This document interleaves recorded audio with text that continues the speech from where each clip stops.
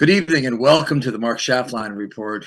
I'm Mark's guest, a host tonight, Joe Visconti from West Hartford, Connecticut, and my guest today is Jeff Dunetz. So let's bring Jeff right in and jump in for the next 30 minutes and light this Schaftlein Report up.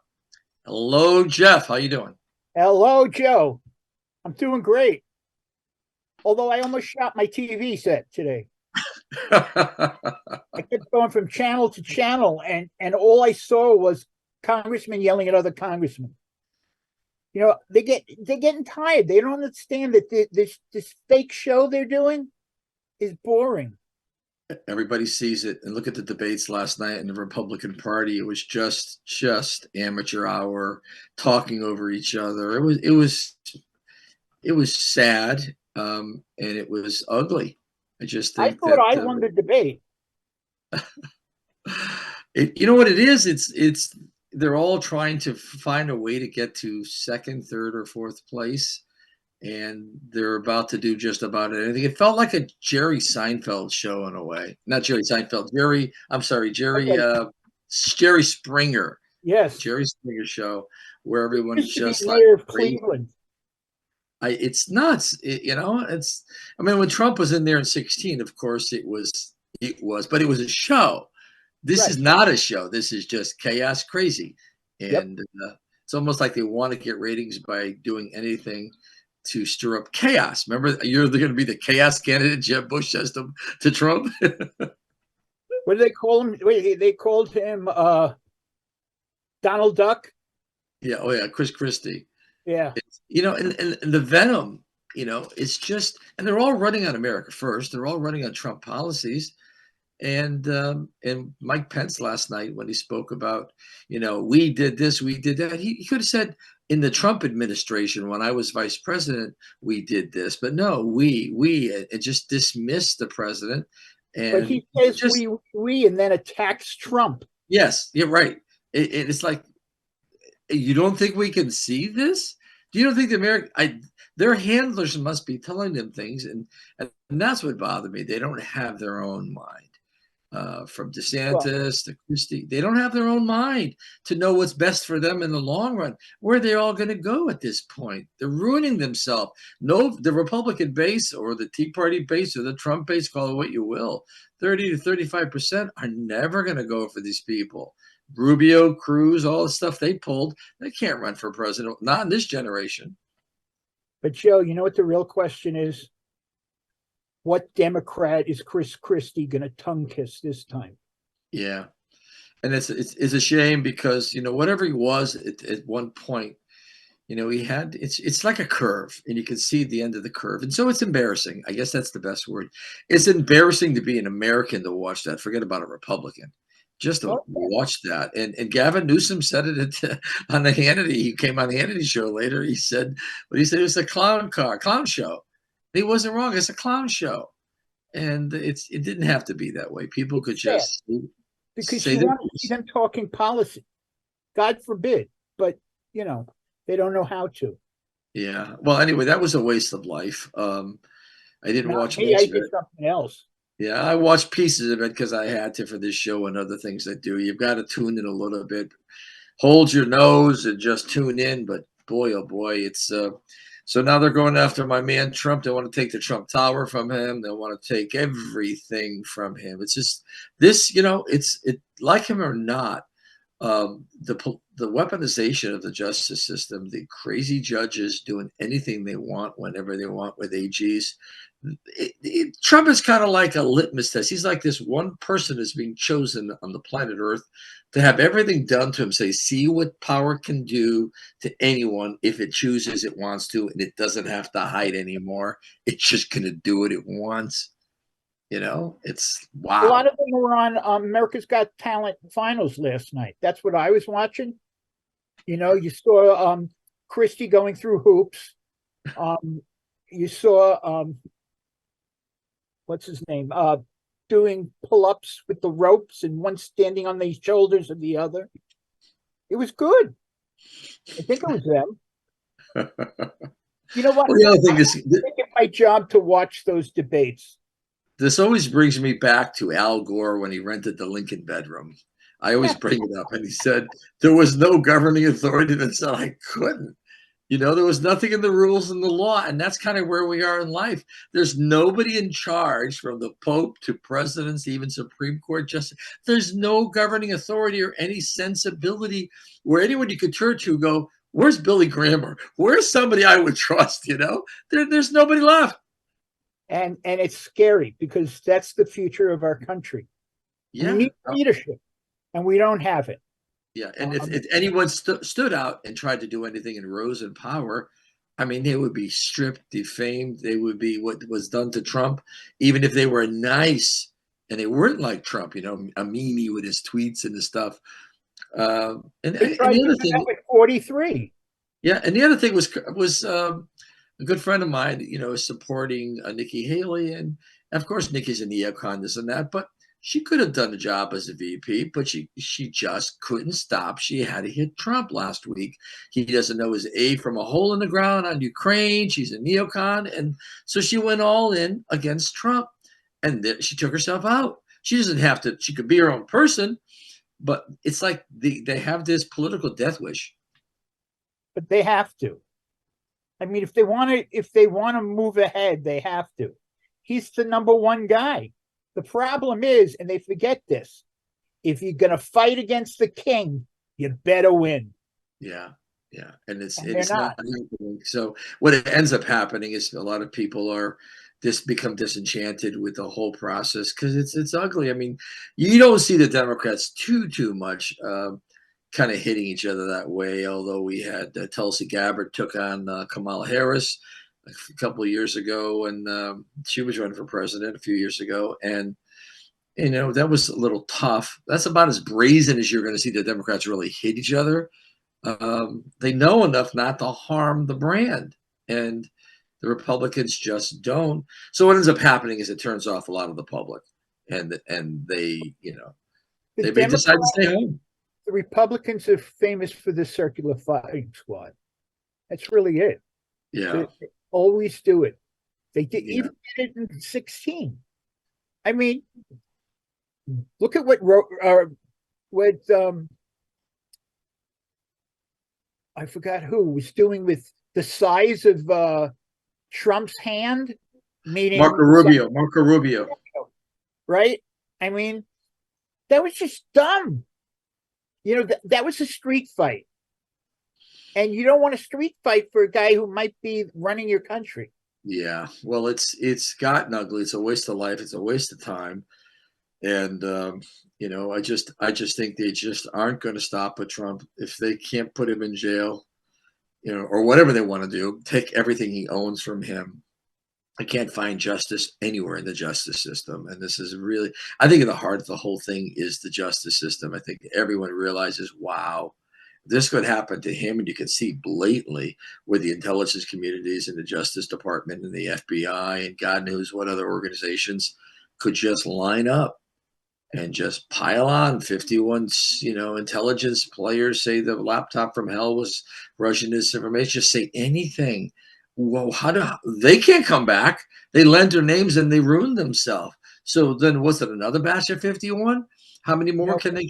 Who ate McConnell? The one thing he did was he kept Garland off the Supreme Court. Yeah. Well, now you see. So I don't know where we go as far as an election goes, but it definitely is, as you know, it's just a swing state. It's going to be 3 to 4 states. That's and right. Hillary lost by like 45,000 votes in 3 states. So didn't Trump.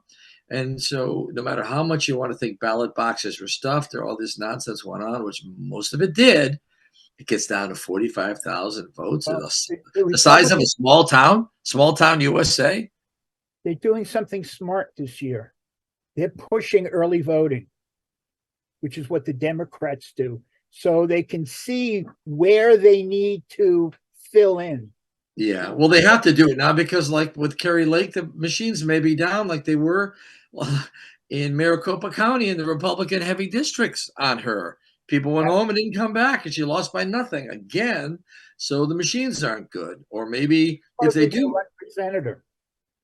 Exactly. And if the machines do work, there's no telling what's going on with boxes behind the scene when you can't get moderators or affidavits and sworn affidavits, as we saw in the last election, ever to court because there's no standing. There is no standing. Talked to Mark about Schaftlein about this on the show last week. This key legal term called standing is really probably the enemy of the complete judicial system, because many people have standing for issues that affect them, but by saying they're not affected enough or they're too small, they're able to throw so many cases out under the frivolous banner, And right now we need to revamp our justice system so the government, as it sues and does what it does, it can be brought to task for its frivolous lawsuits, because that's what a lot of the stuff against Trump is. It's frivolous. I think that the worst thing we ever did is the constitutional amendment that took the senators out of the power of the states. Because really, it was supposed to be three versions. You had the legislature, but it was the people's legislature, and you had the Senate, which was supposed to be representing the states, because it's the United States. It's representing really 50 separate organizations. And then you had the justice system. We don't have that anymore. No, and so you can see little by little the legal lawfare that's happening, and everyone says to me that I talk to, just regular folk, well, how do we go back to a system? I said, well, a system was probably never fair.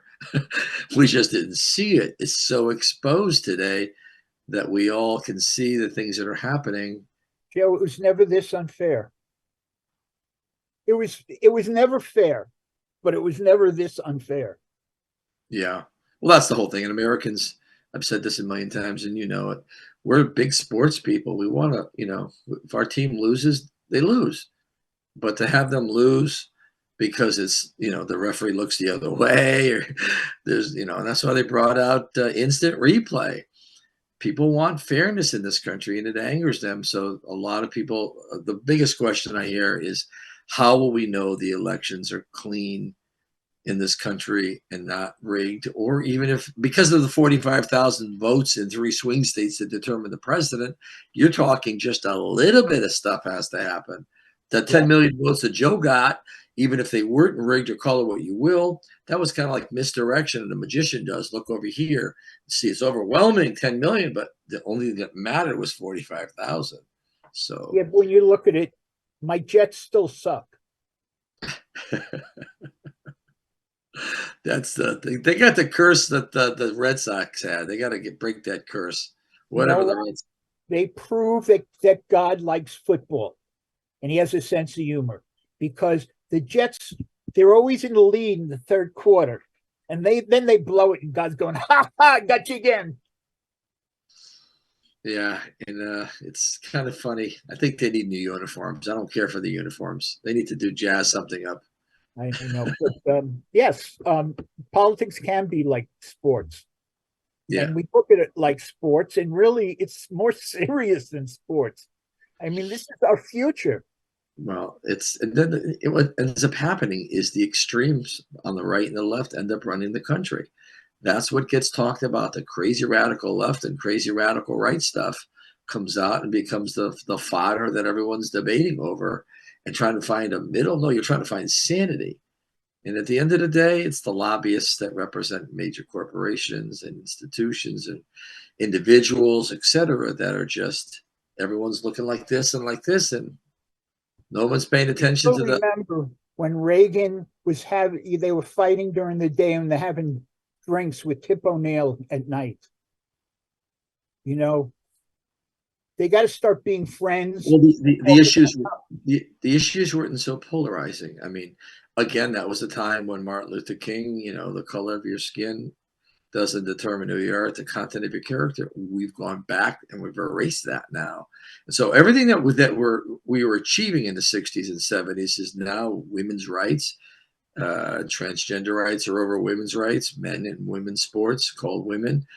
So everything that was fought for has been reversed, and the war goes, and it's called something else. And the young generation, if you're 23 years old, you're born in the year 2000, you're 23 years old. Come on, you don't even know what happened before 2000. So it's Last year, my son was in college. I had to help him with the thing that said what gender you are. It was a 40 thing list. And I said, look at male. That'll work. You know, it's like they come up with so many. If you're an XX, you're female. If you're an XY, you're a male. That's it. Maybe I'm mean, but the science says so. Yeah, well, science is pick and choose what science is important today. And so I don't know where we go. I just know one thing: the left seems to always find, conjure, invent more twisted stuff that shocks anybody with a common sense as a new agenda piece, and they don't stop.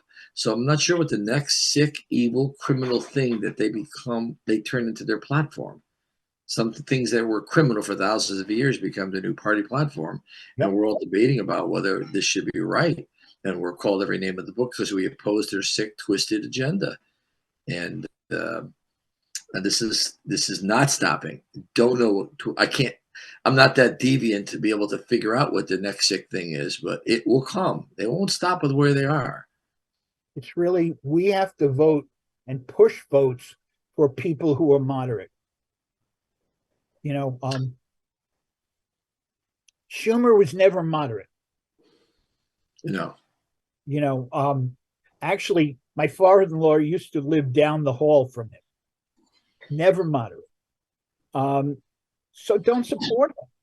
Yeah, well, like Biden, they're a product of the political state. I mean, they both never had a job outside of Schumer or Biden, outside of government. It's like Bernie Sanders, same thing. You're looking at people that never had life experiences, and is that a bad thing? Well, they don't even understand what we're talking about. We might as well be from Mars or something, because they have no basis in reality, and somehow they put out those things like free college, free tuition, free this, free, and they're able to hold their base together with free stuff and a handful So I of. got to tell you, if they come out with free cookies and cream ice cream, I'm with them. No, I think what has to happen, this will blow everybody away. I think we need to start charging to vote. If you have to pay to vote. Remember those days? Yeah, Remember that stuff? sure. Yeah. Pay to vote or take a test to vote. Come on. It's getting crazy. And I talked about this issue too. I was only joking for all you out there listening. But I talked about this too. The fact that government shouldn't be involved with increasing turnout anywhere, increasing voters is a good thing. No, you're supposed to just tell us when to vote and where to vote and who's running. That's it. That's all. Actually, you don't even have to say until the final ballot is set who it is. But government wants to increase because it knows whether it's a red state or a blue state, government shouldn't be trying to increase turnout. I've run for I have Congress a here. proposal. I've run for Congress in here, and 70,000 Republicans against John Larson in first district of Hartford. He's got 200,000 Democrats. I could never win unless a lot of them stay home. And so you want the government to increase their turnout? You could never win. So you got the gerrymandering, and on top of that, you have government pushing the turnout to increase. There's an easy way for them to push the turnout. Everybody votes on Tuesday and make Election Day a national holiday. So everybody has to everyone gets the day off. Yeah, easy. But they don't. That's the actual easy thing. But the point is, even if it was a red state and a red candidate, that the government was, call it the government, whatever state you're in, it was trying to increase voter participation. So the more people that vote, no, that's quantity, that's numbers, that you don't. You're involved now. The government now is involved with the elections. It's an election interference is increasing turnout by claiming you want access ballot boxes and make it easier for more. No, government shouldn't be involved in that. People should find it in themselves that it's worth voting and go at the right time to vote. But by them increasing the turnout, especially at heavy Democrat states, they are interfering in elections, pure and simple. The government interference in elections is the number one problem in America. Not the Democrats, not the Republicans, government interference. But when states like Georgia come up with something to make sure that only legal people vote and everybody complains, the turnout goes up. So I think you have to look at it, and government has to look at it as, let's keep everybody the same and stop the nonsense. Yeah. Like the old days, publish online or wherever at your local places where it is your voting locations. And when the ballot is set, that's published. That's part of our law in Connecticut, all of the states. Yes. And you put that out there, that's it. You show up and you go online, or if there's a newspaper, they publish it in a newspaper, and that's it. Who shows. Problem is the people that should vote aren't voting because they don't care, because they see it's all rigged, and they even if they get their people in, their people end up turning on them, and so much of the public doesn't trust politicians. And they're not wrong. And you too. We've met a lot of politicians of both parties. How many have looked you in the eye when they've spoken to you? No. One or and two? The Democrats have the whole thing, the party platform all set, so they don't even have to think. They just put it out there and they gather their own. Republicans are trying not to offend, defending themselves against all kinds of accusations of being homophobe or racist. It's insane. And Democrats don't. They're another American. They have a different. If you're a Democrat registered, you live in a different America. You just do. You talked about groups trying to change the situation. Okay. I worked a little on the 2016 platform on the Israel area, and the Republican platform was the best pro-Israel platform I have ever seen.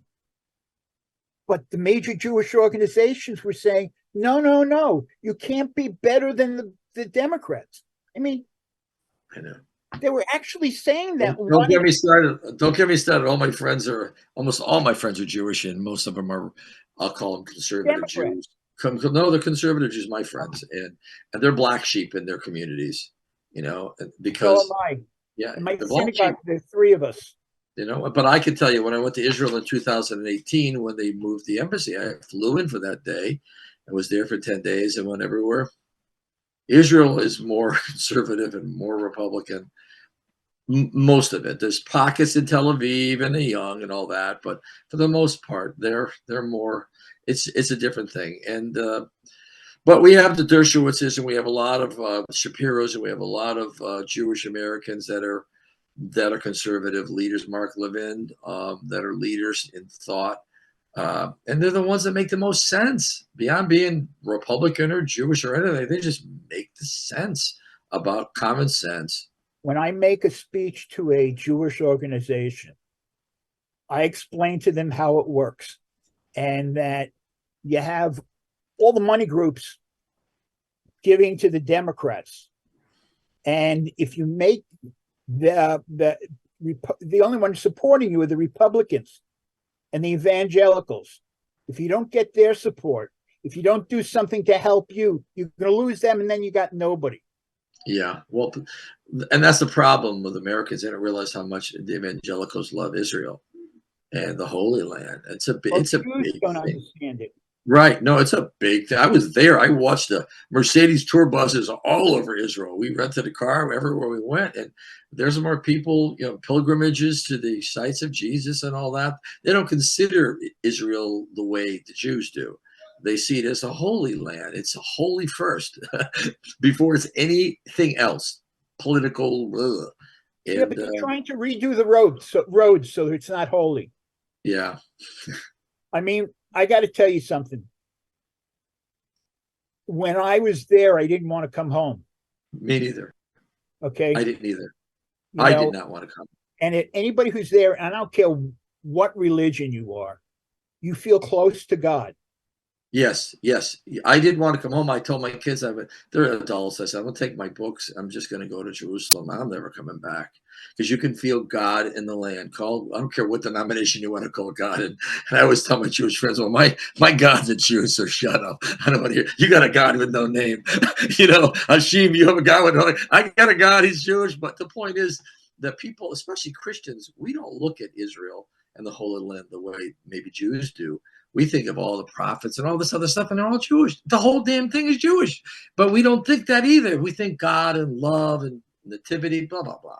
But there is something in the land there that it's just remarkable. If you've never been and you're watching the show or listening, you want to take it's not what you think. And there's also a lot of feeling of like you're in Italy because the Roman ruins are everywhere and the Romans were there. So you have this feeling of it's not what people may think. My mind was bent after I came home. Like, whoa, this is not what I thought. Well, when you look at it, just to prove that Jesus was a Jew, he was a nice Jewish boy who went to his father's business. Okay? We think his father was a carpenter. They think you think his father was the son of God, But there's no difference. The bottom line is that Israel is so important to America, and it's just the people, it's like, I think it's like the Hatfields and McCoys. I think that's what's going on with the Republicans and Democrats and all this nonsense. People just choose something, and Yankees, Red Sox, and they stick with it. And I don't feel that way, but people do, and we got to stop them. Okay.